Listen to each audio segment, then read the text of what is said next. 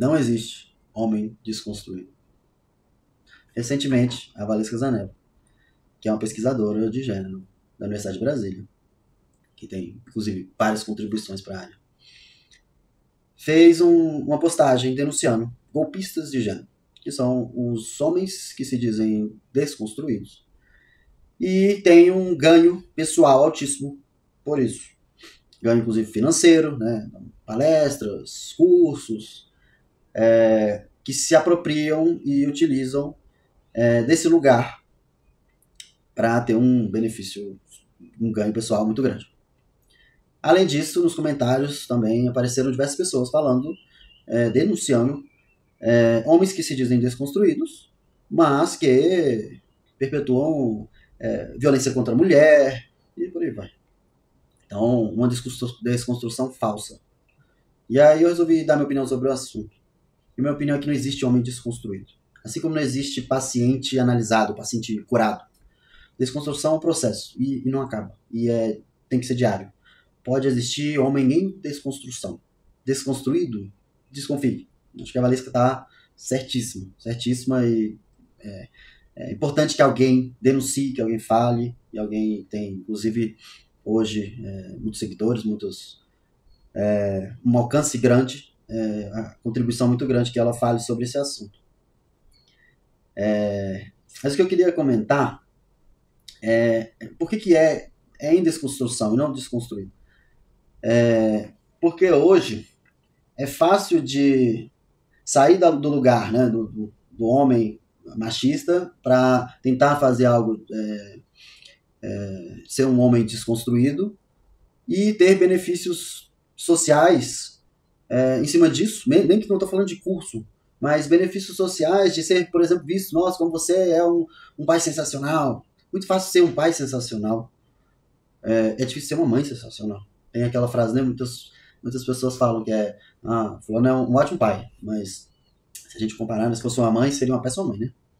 Porque o crivo é diferente, o que se espera. E eu acho que isso não contribui. Vou dar um exemplo, pessoal. Eu tenho uma filha pequena e esses dias eu tava no shopping com ela, só eu e ela, e é evidente no olhar das pessoas, no quanto que elas interagem com você, o quanto que elas estão, nossa, que legal isso. As pessoas até perguntam, cadê a mãe?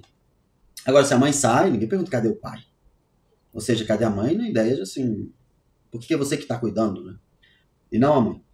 Então, se você tem um benefício social para sair de um lugar de benefício social, um lugar de privilégio, você ganha privilégio saindo de um lugar de privilégio, é tipo uma revolução que te coloca no mesmo lugar. E isso é muito problemático. A revolução, para ser uma revolução, ela precisa sair do mesmo lugar. Assim como a revolução da questão da maternidade, de colocar a culpa sempre em cima da mulher, precisa sair desse lugar e não voltar de uma forma transformada, mas voltando para o mesmo lugar, colocando a culpa em cima das mulheres. Eu acho que tem que ser assim, você sai de um lugar de privilégio e você tem que desocupar esse lugar de privilégio. Se você volta a ocupar, inclusive com um ganho social maior, aí temos um problema. Não é uma revolução. Uma revolução que volta para o mesmo lugar não é uma revolução.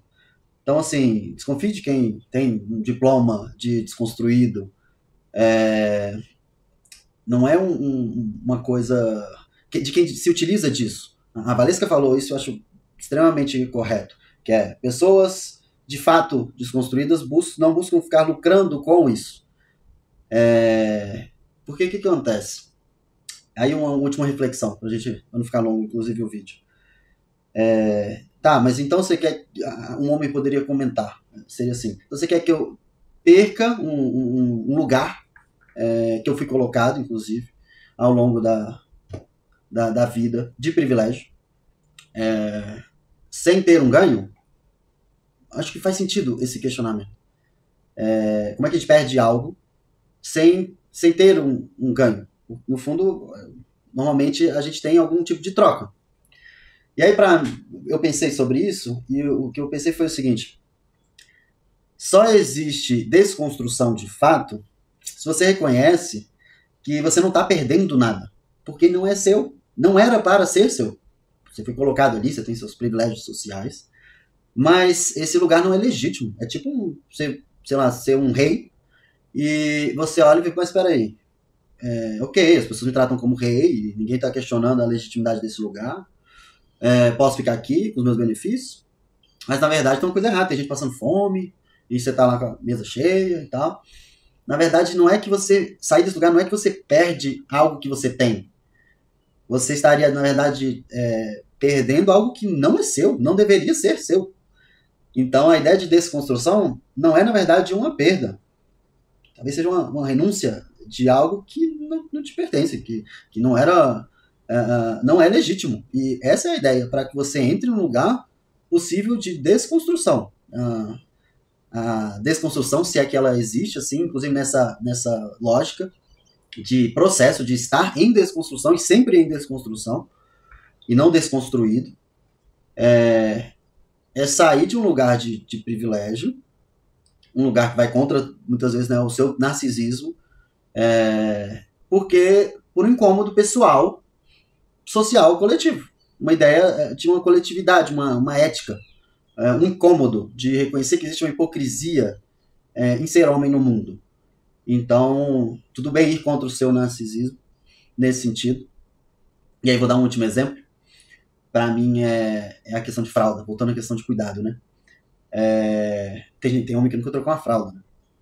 E a questão é o seguinte: a minha experiência em ser pai, e que bom que já passou dessa fase, né?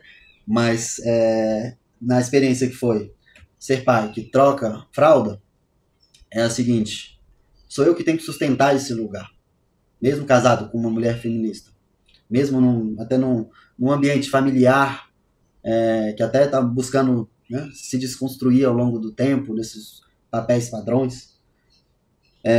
Mas uma ideia de que, ok, precisa trocar a fralda.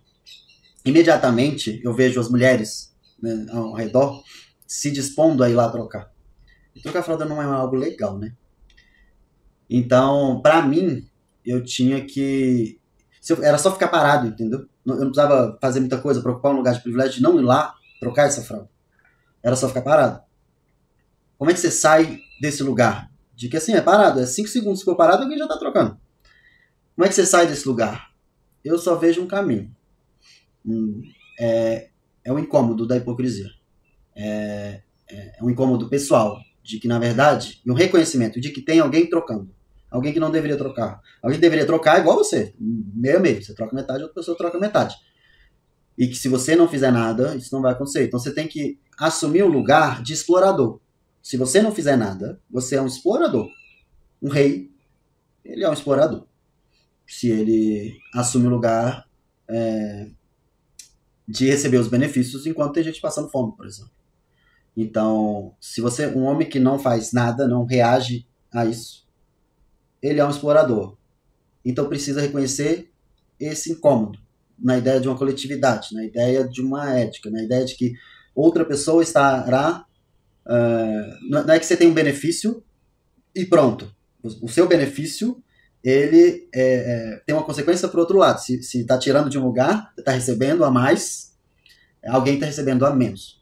É um pouco nesse sentido que eu vejo a possibilidade de desconstrução da masculinidade. Fora isso, não tem como. E como que a gente pode, então, desconstruir? E aí, é isso. Vale a Valesca, entre outras grandes feministas que tem por aí. E para de me ouvir, inclusive, já falei demais. Vai ouvir essas mulheres que estão produzindo, inclusive, conteúdos extremamente relevantes. Então, um abraço e até a próxima.